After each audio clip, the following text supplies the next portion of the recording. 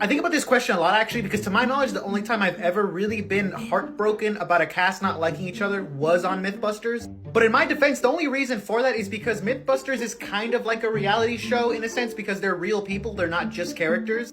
And so because they weren't characters, I assumed that these people were friends in real life. And so when I found out they weren't, it really was a little devastating to me. I wasn't like super torn up about it or anything. I think the grieving period only took about like a few hours before I was like, oh, okay, well, it's just a job then. I guess that makes sense. Because the way my dad explained it to me was that they're basically just coworkers and they're being cordial and friendly with each other, but that doesn't mean they're forced or obligated to be best friends everywhere they go. But I feel like with what you would consider reality TV or shows that have real people and not characters, it's a little more understandable why people would be confused. Because again, they're portraying themselves as people, they're not portraying any characters, they have no scripts written, they might have scripts, but you get what I'm saying.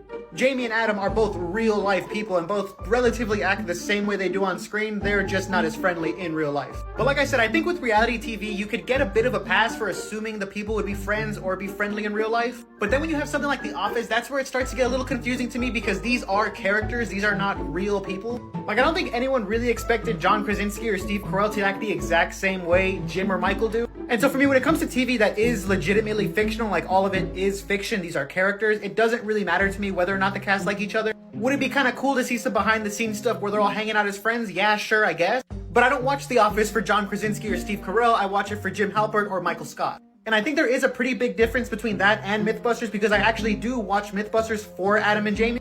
But even with that, I feel like if it was revealed to me now at the age that I am that those two aren't friends, it wouldn't affect me as much just because I've had jobs and I understand how it works to be at a job.